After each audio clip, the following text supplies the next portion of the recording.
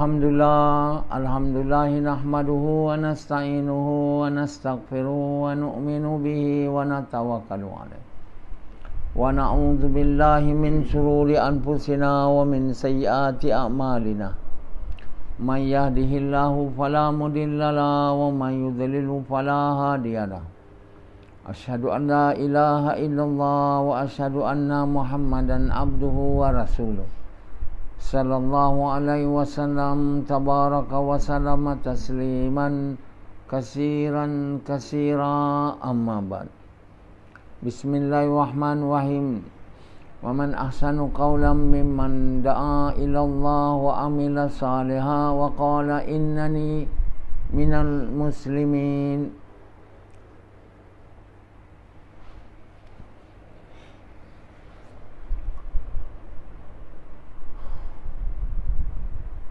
Tuan-tuan, bapa-bapa sekalian dan ibu-ibu sekalian,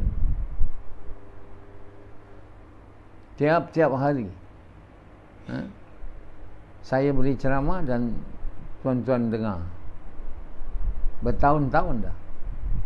Sepatutnya kalau dah amal lah semua yang kita dah dengar dan cakap saya ni, tentu kita dah mencapai kemuncak yang sangat gemilang, iaitu sebagai kekasih Allah. Namun kita hanya duduk dengar aja, iaitu kita dengar dan kita tak ikut. Sami'na wa asaina. Kita tidak seperti sahabat. Kami dengar dan kami taat. Jadi inilah covenant atau janji yang sahabat telah beri pada Allah. Dan Allah tuntut supaya janji ini ditunaikan. Apa yang ku dengar dari Nabi SAW, kami akan taat. Jadi sahabat telah mencapai sebahagiannya lah kedudukan yang tinggi. Jadi perintah Allah ni dengar dan taat. Hendaklah kamu dengar dan taatlah Nabi itu. Dan adalah sangat kata Allah sangat tidak patutlah apabila Nabi ajak kamu beriman dan kamu tak mau. Jadi sebab itu mereka di zaman Nabi tu, apabila Nabi suruh mereka tak mau tu, dia satu dosa sangat besar. Allah Subhanahu Wa Taala beri perintah ni kerana perintah ni baik untuk kita, dengar dan taat. Maksudnya percakapan Nabi lah. Dan pada kali ini cakap saya bukan Nabi, tapi saya naib kepada Nabi yang buat kerja Nabi. Jadi saya pun kamu kena dengar dan taat. Tapi malang, 1000 kali malang, kamu hanya dengar saja. Kamu tak ubah seperti Bani Israel. Cakap pada Nabi, kami dengar dan cakap pada Nabi-Nabi dia, tapi kami tak nak ikut. Kerana mereka ni terlampau bijak. Kami dengar, tapi kami tak akan ikut. Jadi Allah murka kepada orang yang cakap, suruh orang dan dia sendiri tak buat. Allah kata, orang yang cakap pada orang macam saya ni, suruh orang buat, saya sendiri tak buat. Allah beritahu orang tu orang penipu. Sama jugalah dengan orang dengar, dia tak buat. Orang cakap, suruh orang, dia tak buat, sama dengan orang yang dengar, dia tak buat. Jadi yang pentingnya sebenarnya taat perintah Allah. Kita dengar tu untuk taat, bukan untuk dengar seperti kita dengar nyanyian atau kita menyanyi. Kalau benda tu kita dengar untuk halwa telinga dan kita tak mau tahan, itu nyanyian. Ataupun kita bercakap dan kita tak mau buat apa kita cakap yang kita suruh, kita juga adalah penyanyi. Jadi Allah tak suka penyanyi atau pesyair yang seperti ini, yang mengalunkan cakap-cakap yang bermadah dan berfalsafah hanya untuk didengar dan menyukakan diri, tapi bukan untuk diamal. Allah SWT tidak mahu kita jadikan Quran itu nyanyian, hanya untuk dibaca tapi tidak mahu diamal seperti yang kita buat sekarang. Seperti yang kita buat sekarang ialah kita menyanyi Quran tu, kita nyanyi tapi kita tidak mau taat. Jadi kita orang yang dimurkai lah. Orang yang membuat Quran ni nyanyian dan ceramah agama ni nyanyian dan tak mau taat, maka dia dimurkai Allah dan tidak akan diberi hidayat. Tidak akan diberi hidayat. Seperti Pendi, dia hanya mendengar tapi dia tidak mau taat. Kenapa berlaku demikian? Kita tak usaha pun untuk taat. Bila kita tak ada usaha untuk taat, maka iman kita mana nak naik?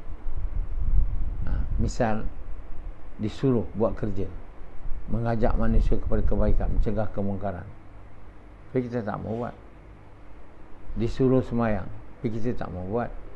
Kita boleh buat sebenarnya. Semua tu yang disuruh oleh Allah dan Quran, semua kita boleh buat kalau kita berusaha untuk buatlah. Mula-mula tentulah susah, takkan pula senang. Semua perintah Allah tu dia memerlukan pengorbanan masa, harta, diri. Kita nak sebab apa kita kata saya tak mau mengorbankan masa diri saya untuk dapat iman? Saya tak mau. Saya mau mengorbankan masa diri saya untuk dapat dunia. Jadi Samad kerana nak sangat dunia, dia nak dunia. Bila saya suruh dia pindah sini, dia tak mau. Kenapa dia tak mau? Dia boleh buat, kenapa dia tak boleh buat? Boleh tak dia pindah ke sini? Boleh, tapi dia tak nak. Macam itulah perintah-perintah Allah lain. Boleh kita buat gas tu, apa masalahnya? Kan? Apa masalah kita tak boleh buat gas? Kita ada kaki, kita ada mulut, kita ada masa, kita ada semua, tapi kita pilih tak mau buat.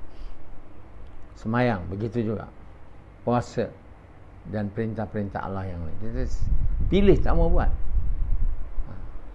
Bukannya perintah tu berat sebetul. Kalau berat kita tak boleh buat, Allah tak bagi. Jadi semua perintah-perintah yang Allah bagi pada kita ni, sebab Allah buat kita boleh buat lah kalau kita nak buat. Kalau kita tak nak buat, memang tak boleh buat lah. Kalau kita tak nak buat, memang tak boleh buat. Kenapa kita tak nak? Sebab kita kata kalau saya buat perintah Allah ni, saya masa tak ada untuk saya buat kerja cari benda yang saya mahu, iaitu dunia. Jadi kita tak nak lah. Dan bila kita dapat dunia pula, harta, kita kata tak nak bagi zakat, bagi itu semua tak mahu. Bagi harta pada orang miskin, tak mahu tahu. Ini untuk saya. Saya kerja, saya mau dapat duit untuk saya lah. Kan? Jadi kita tak mahu. Mengorban harta, kata Allah, korbankanlah sebahagian harta kamu tu di jalan aku. Itu termasuk untuk kerja dakwah, termasuk bagi pada fakir, miskin, musafir, anak yatim. Tapi kita nak. Jadi kita sebenarnya tak taat ni sebab kita tak nak. Bukan sebab apa, bukan sebab perintah tu berat tu, tak ada. Bukan sebab kita tak ada harta. Kita ada harta, kita ada masa, kita ada semuanya. Dan kita mampu untuk buat perintah. Semua perintah-perintah Allah. Siapa yang cakap kami tak mampu, bukan dia tak mampu, dia tak nak. Jadi dia bagilah alasan tak mampu. Macam orang jemaah tabligh, kan, ketua-ketua dia pun sama. Kita tak boleh dakwa orang bukan Islam ni, sebab umat ni belum mampu. Dia bukan kata dia tak mampu, konon dia tinggilah. Cubalah cakap saya tak mampu. Macam sebagian ustaz, dia bukan kerja Nabi. Kerja orang tabligh yang bukan kerja Nabi pun dia tak mampu. Kerja tabligh ni ajak orang pergi masjid dan dengar ceramah. Oh, tak mampu ni. Ustaz-ustaz ni dia boleh bagi ceramah je, tapi nak ajak orang dia tak. Dia cakap alasan dia apa? Tak mampu. Weh, saya tak mampu macam orang tabligh pun. Kalau ada ustaz dengar ceramah saya ni, cakap kalau betul atau tidak. Ini yang kamu semua cakap. Itu yang baiknya tu. Yang jahat tu, caci je. Apa orang tabligh ni ajak-ajak orang ni? Dia ingat kita pergi masjid ke? Pergilah ajak orang dekat padang bola tu. Kenapa ajak saya? Saya dah ke masjid. Itu yang jahatnya. Itu yang jahatnya. Tapi ustaz yang baik-baik sikit, dia cakap, saya tak mampu. Mampu nak pergi rumah orang, nak ajak orang ke masjid ni tak mampu. Betul ke dia tak mampu? Dia tak boleh jalan ke? Kalau dia tak boleh jalan, satu hal lah. Dia boleh jalan, dia boleh cakap. Apa dia ada masa, dia belum mati. Kenapa dia cakap dia tak mampu? Jadi bagi alasan ni an act of non-performance. Memberi alasan ni actually an act of non-performance. Sebab kita tak nak buat. Bukan kita tak boleh buat, tak nak buat. Jadi kerana kita tak nak buat, kita bagi alasan lah. Macam bila saya ajak orang jemaah tabligh buat dakwah bukan Islam ni, dia orang semua bersekongkol dengan ketua dia, Maulana Sa'ad. Dia orang panggil Damat Barkatahu lah. Macam itu punya orang, Damat Barkatahu, yang tak mau taat perintah Allah. Yang bukan dia saja tak mau, dia bagi tahu semua orang tabligh jangan buat. Kamu belum mampu lagi. Dia dah bagi tahu dah.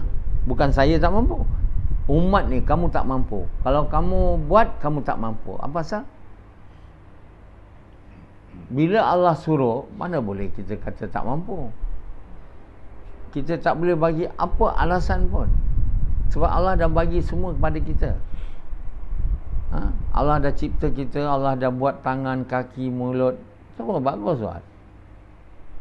Allah bagi harta lagi, masa lagi, kemain lagi. Berjalan ke sana kemari, jalan-jalan tengok gunung boleh.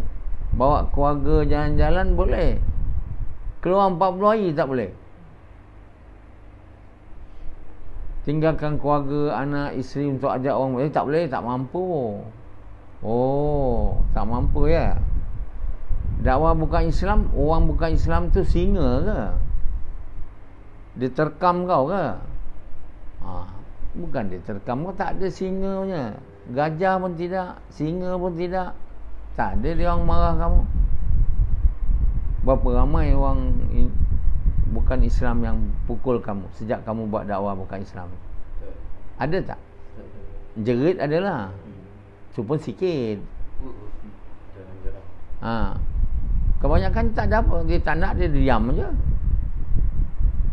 Apa tak mampu tu? Tapi bagi alasan tak mampu. Kamu kena bagi duit ke? Supaya dia dengar ceramah kamu, kamu bagi duit. Sebab nanti kamu kata saya jadi miskin buat kerja. Tak ada. You tak payah bagi duit. Kalau you tak ada duit lah. Kalau you banyak duit tak apa. Kalau kamu tak ada duit, semua tak payah. Jalan aja. dan bagi masa lah. Kenapa tak nak? Bagi alasan lah untuk tidak buat. Alasan ni diberi untuk tidak buat perintah Allah ni. Ya. Jadi kita ni sebenarnya tidak jujur. Mengatakan kami tak mampu ni tak jujur. Alasan yang tak diterima. Maknanya Allah ni kira, saya malas nak cakap lah, maknanya kita cakap Allah ni bodoh lah. Bagi perintah kita tak boleh buat. Aduh. Mereka yang kata umat ni tak mampu, dia kata Allah bodoh lah. Sebenarnya kenapa Allah bagi perintah? Quran tu 1400 tahun bukannya baru turun. Dari dulu lagi nabi-nabi yang ikut nabi semua ajak orang bukan Islam masuk Islam. Kenapa pula tiba-tiba Jemaah Tabligh ada perintah baru pula? Maknanya Nizamuddin ni kira nabi lah. Boleh tukar perintah. Perintah ni boleh tukar bila Allah turun wahyu, memasukkan perintah dulu. Nabi tak ada lagi lepas Muhammad SAW. Mana siapa nak mansuhkannya? Orang ulama, orang besar, orang kata elders tu, yang kat Nizamuddin tu boleh mansuhkan dia bukan Nabi. Tak boleh dimansuhkan. Kan? Kenapa dimansuhkan oleh Jemaah Tabligh? Oleh ulama dia. Itu dosa kecil ke dosa besar? Dan seluruh orang tabligh bersekongkol dengan dia dan taat, mendapat dosa besar lah. Mana saat bagi tahu kamu ikut, saya akan tanggung dosa kamu. Ini semua perkataan syaitan. Syaitan bagi tahu itulah. Kamu jangan takut. Langgar perintah Allah, aku tanggung. Tanggung apa? Dia tak tanggung, cabut lari. Tak ada siapa sanggup tanggung dosa orang. Jadi semua ulama dia orang tipu dia orang pun okey, senyum je. Lepas tu dia orang cakap kat aku, kat Dr. Naswar, engkar bapak dia. Engkar elders. Apa aku nak taat mereka yang tak taat Allah, aku nak taat dia. Aduh. Orang tabligh ni tak sok. Taat kepada orang yang dia tak patut taat bila dia suruh kamu langgar perintah Allah. Kita tak boleh taat siapa pun. Allah bagi tahu jangan kamu kerana sayang anak bini kamu ikut cakap dia. Langgar perintah Allah. Jangan kamu jadikan sayang anak bini ni maksud hidup kamu. Maksud hidup kamu untuk jadi kekasih Allah, bukan untuk jadi kekasih anak bini kamu. Kamu sedia untuk, jadi kamu berhati-hati. Kerana ada sebahagian dari isteri kamu, anak-anak kamu adalah musuh kamu. Maksud musuh kamu tu, dia mengajak kamu untuk langgar perintah Allah lah. Jadi berhati-hati. Allah beritahu. Kerana mereka tak diberi hidayat oleh Allah. Namun kata Allah, kamu maafkan dia orang. Dan kalau kamu berbuat demikian, Allah akan maafkan kamu. See? Bukan kita nak jaga anak bini, sukakan dia. Saya tak mau keluar. Siapa nak jaga anak bini saya? Macam dia ni.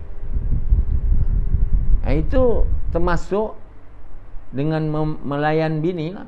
Macam Pendi, mana saya nak tinggal bini saya? Siapa nak jaga dia? Cakap kemain tinggi. Siapa nak jaga anak bini saya? Kau mati, ada orang jaga anak bini kau mati. Bukan kau mati je, kau masuk hospital. Tak ada siapa boleh jaga anak bini kau. Kau kena tinggalkan dia. Kau pergi kerja outstation, boleh pula. Tup bila suruh keluar, tak boleh. Siapa nak jaga anak bini saya? Siapa nak bagi makan kat dia? Jadi satu orang pemandu riksha dekat Bangladesh, tuan yang pergi Bangladesh boleh dapat bayangkan. Banyak riksha sana, semua tarik dengan, dia tak ada uniform semua. Macam kita taksi ada uniform semua ni, dia orang kain aja pakai. lunggi dia, tarik. Dia tak mau lunggi tu terbang, dia ikat bawah dia, naik, bawa. Miskin lah tuan, makan tak ada.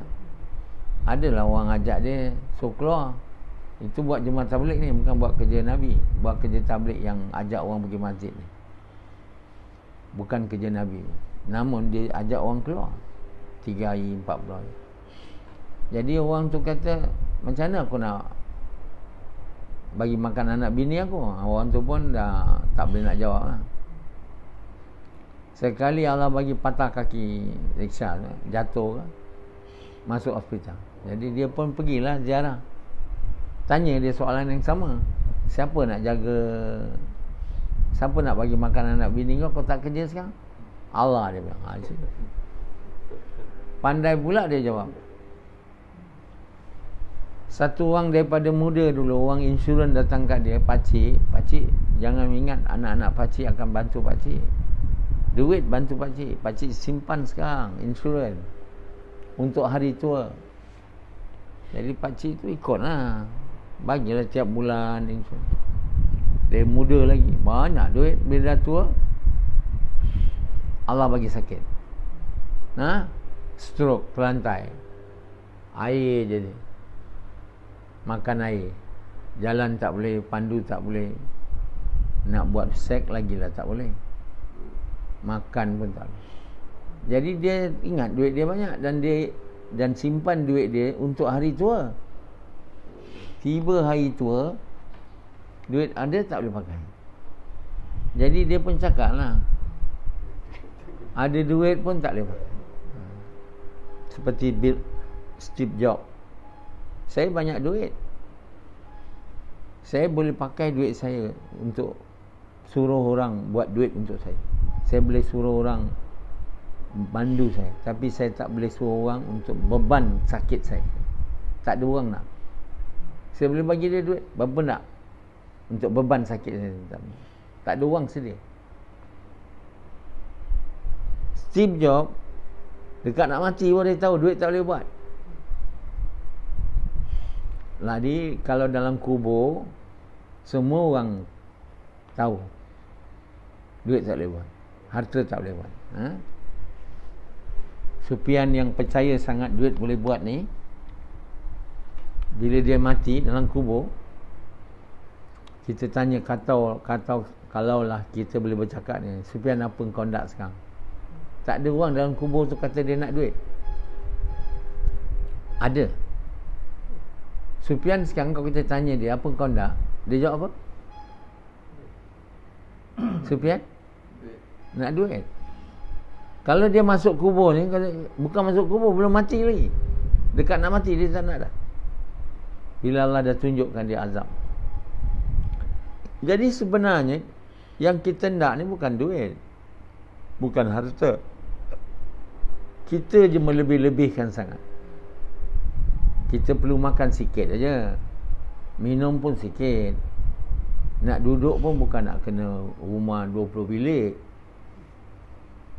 sikit aja, 1 bilik aja. Tapi kita lebih-lebihkan dia.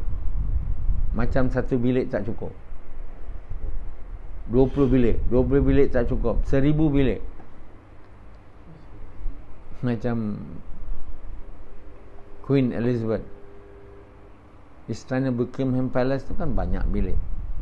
Begitu juga Istana Sultan Brunei. Kepulauan Sultan Brunei, Queen Elizabeth tu 1 bilik je, 2 bilik. Dalam 1 bilik besar tu 1 katil aja. Keperluan kita sebenarnya sangat sikit. Yang kita nak duit banyak sangat ni untuk apa? Untuk apa sangat? Yang kita nak duit banyak sangat ni. Yang kau sekarang nak jadi Profesor Madya, belum banyak duit lagi. Profesor, gaji tinggi sikit. Untuk apa sangat? Oi, keperluan. Bukan keperluan kita sikit je. Keperluan kita makan banyak ke sikit? Kalau dibandingkan gajah lagi perut dia 50 kali perut kita. dia banyak lagi kena makan. Tapi tak ada dia kerja. Ada je makan. Begitu juga satu ikan zaman Nabi Sulaiman. Sekarang pun ada. Dia di dasar laut tau. Besar tu.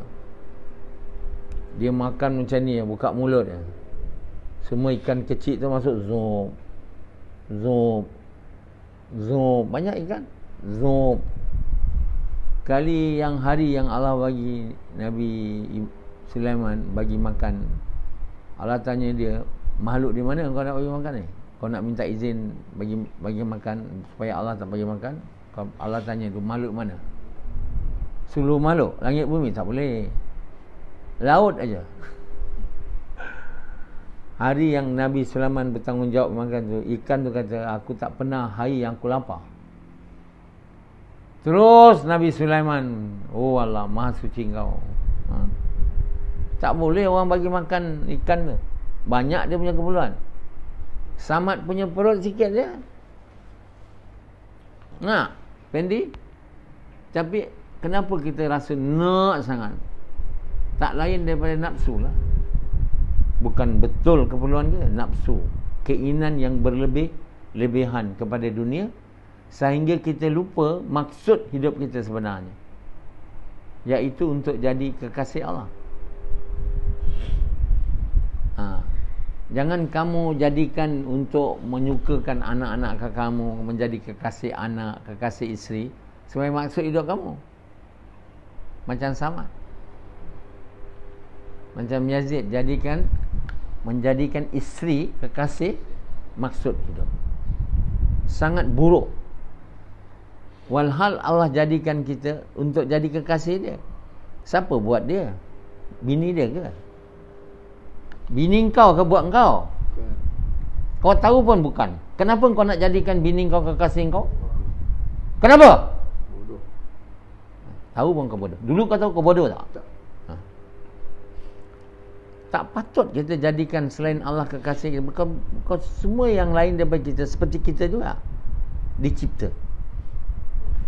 Tak boleh bagi faedah, tak boleh bagi bahaya. Kenapa kita nak jadikan orang macam kita kekasih kita? Kita kena jadi kekasih kita yang memberi faedah kepada kita, yang boleh memberi bahaya kepada kita. Yang pertama sekali, yang mencipta saya ni. Cuba kau tengok kejadian dalam badan kamu. Tengok mata je lagi. Kalau nak terangkan semua, bayar ni tak boleh 2 jam. Saya nak terangkan semua ni, mata je. Sikit aja. Kamu dah tak boleh tak percaya Allah tu maha bijaksana, maha berkuasa. Ya? Allah bagi kita mata ni boleh tengok aja. Semua nampak. Tinggi, rendah, jauh, yang itu jauh. Siapa boleh buat tu? Tiba-tiba boleh pandang. Macam mana mata boleh pandang, telinga tak boleh? Macam ni sekarang. Telinga boleh pandang. Hidung boleh. Mulut ada. Tapi mata tu kecil je. Dia boleh pandang, nampak semua. Nampak semua. Hanya yang dalam benda dia tak nampak lah. Tapi walaupun terhad penglihatan dia, tapi dia ajaib tu. Dan mulut ni boleh cakap pula. Banyak juga kambing ada mulut. Kenapa tak boleh cakap? Kenapa tak boleh cakap? Allah bagi kau boleh cakap, mata kau boleh nampak. Itu tak cukup kan kau nak bersyukur, berterima kasih?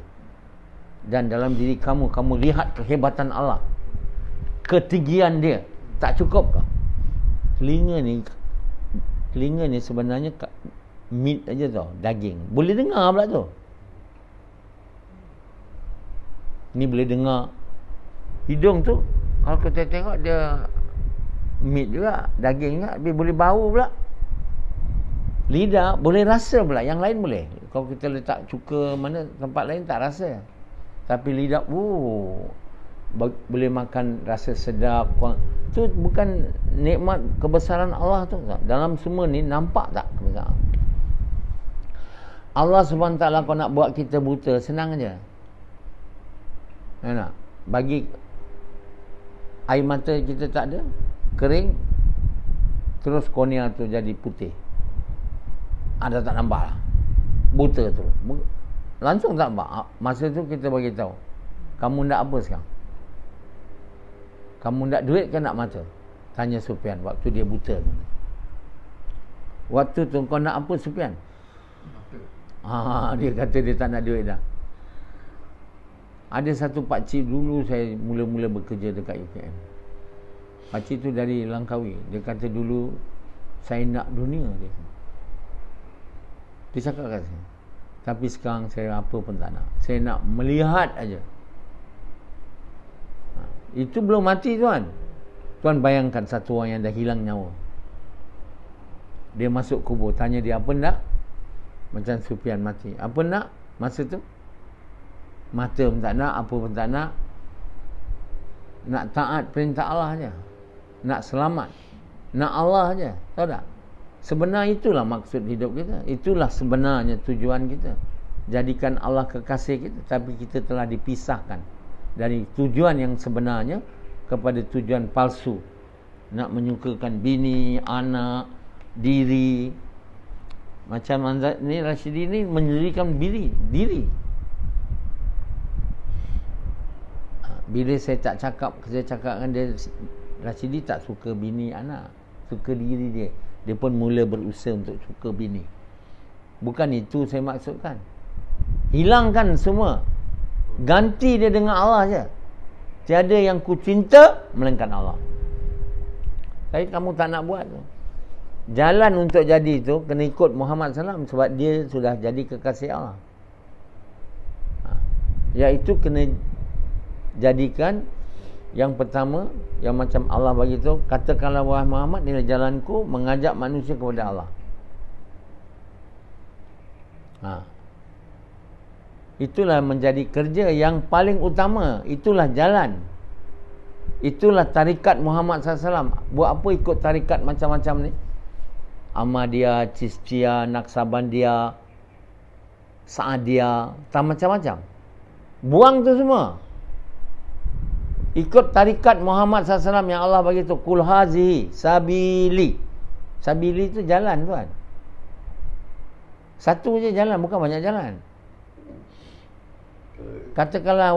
Katakan kepada mereka, inilah jalanku, inilah tarikatku. Qul hazihi sabili ad'u ilallah. Tak faham orang tarikat dekat Bukit Canggang tu. Tak apa tarikat Chistiyah konon Hadraji buat dulu. Ni semua mau buang. Tak nak dia orang dengar saya, sebab saya suruh dia orang buang tu semua. Tukar dengan tarikat saya, bukan tarikat Muhammad SAW. Saya bukan suruh dia buang semua tarikat, tukar tarikat saya. Kalau tukar saya mula dia marah saya. Saya bukan suruh dia tukar tarikat. Tarikat saya ialah tarikat Muhammad SAW juga. Saya ikut tarikat Muhammad SAW, mengajak manusia kepada Allah. Kerana dengan tarikat ini, dengan jalan ini, kamu akan dapat jadi kekasih Allah. Bila kamu dapat jadi kekasih Allah, Allah masukkan dalam hati kamu. Kata Allah bagi mereka ni, kalau aku uji mereka dengan dengan malam petang, uji dia lah dengan kesusahan, aku buat mereka tenang dan sabar. Orang yang kekasih Allah, walaupun nampak susah, orang lain semua nampak susah, tapi dia tenang. Dan Allah akan campakkan dalam hati dia cinta pada Allah. Ingat Allah, dengan apa dia nampak je, ingat Allah. Tahu? Langit, bumi, bulan, bintang. Orang tarikat Chistiyah ni semua boleh tengok langit, ingat Allah, tengok apa pun tak boleh. Zikir kemudian lagi ribu-ribu, juta-juta. Yang zikir Naqsabandiyah ni semua action pula. Kami kenal Allah. Tengok langit pun tak ingat Allah. Macam mana? Sedangkan Allah kata ku jadikan langit ni, langit untuk menjadi tanda kebenaran. Tanda apa? Tanda kebenaran tu tanda la ilaha illallah, tiada Tuhan melainkan Allah. Bukan saja tengok semua benda kat dunia ni, bunga-bunga yang bermacam-macam jenis bunga. Saya pergi gas tu, saya tengok bunga, saya pun ingat Allah je. Tak ada orang boleh buat bunga tu. Ada satu bunga tu cantik betul. Saya ambil gambar dia. Berbulu-bulu dia. Saya ambil gambar. 2-3 hari lagi hilang kau. Mana dia? Oh, dah hilang. Dia daripada putih tu. Tak lama lagi datang balik dia. Macam itu punya bunga cantik. Dia berbulu-bulu. Bulu-bulu kecil-kecil semua panjang. Tak pernah saya tengok bunga macam tu. Itu belum bunga raya lagi. Bunga ni macam-macam bunga. Allah buat dahan-dahan pun boleh jadi bunga. Macam-macam punya depan rumah tu. Tu semua boleh buat kita ingat Allah. Tak payah tasbih pegang. Orang tasbih pegang ni orang menipu sebenarnya. Tak ingat Allah dia orang. Tasbih. Dia ingat lain, dia pegang je. Ada satu orang nak zikir, dia pergi jaga, dia pegang zikir. Bolehlah jaga. Kalau kau jadi doktor pakar macam mana? Asyik operate, berzikir pula. Tak boleh. Sebenar zikir dalam Quran yang Allah mahu, ingat Allah berdiri, duduk, baring, dalam semua keadaan. Macam mana nak pegang tasbih ke sana kemari? Nabi ada pegang tasbih kemari sana? Tak ada.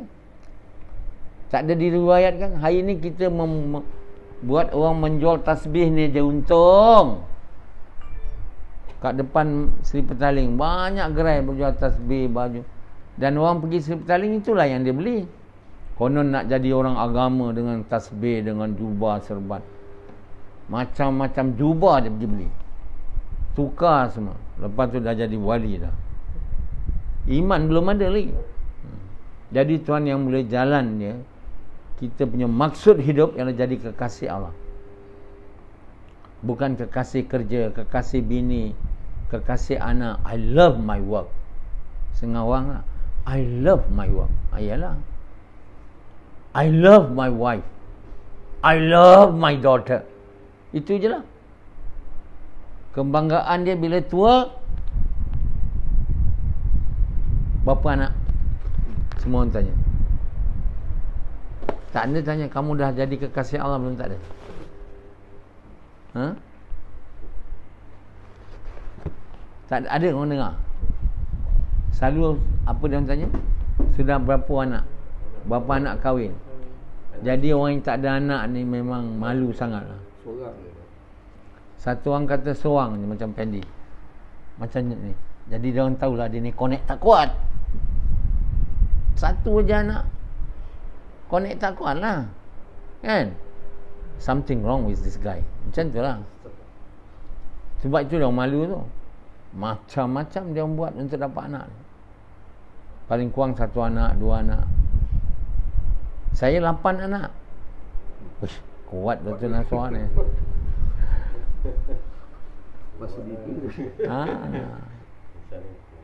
Kuat lah. Tapi tak kuat. Bukan kuat bersubuh. Banyak buat kerja dakwah sana sini. Mana masa? Ini tak ada pergi mana-mana. 1 anak je. Nampak sangat connect tu lemah. Bukan lelaki. Itu yang malu tu. Itulah yang dibuat. Berapa anak, kahwin berapa dan nikah. Itu dah tua punya. Masa muda dia tak ada tanya. Bila dah tua baru ni jumpa. Sekarang berapa anak? Berapa yang kahwin? Saya kerja kat mana? Saya bilang 5 kahwin, 8, 3 tinggal. Okey lah tu, dah standard ni. Kalau tak ada yang kahwin, satu masalahnya, 3 penagih dadah, aduh. 2 dalam jail, aduh, gagal lah. Itulah yang manusia ingat berjaya dia. Kenapa? Maksud hidup menyukakan anak, bini, bagi makan, itulah kerja. Mereka lupa maksud hidup. Manusia ni sebenarnya menjadi kekasih kepada pencipta dia. Jalan dia ikut Muhammad SAW yang diberitahu oleh Allah, mengajak manusia kepada Allah dengan cara Muhammad SAW, dengan niat nak buat Allah suka, korban harta diri sehingga Allah suka, sehingga Allah pilih kita jadi kekasihnya. Kalau kita dapat jadi kekasih Allah, kita akan diberi oleh Allah kebaikan di dunia dan kebaikan di akhirat. Kerana Allah memiliki dunia dan memiliki akhirat.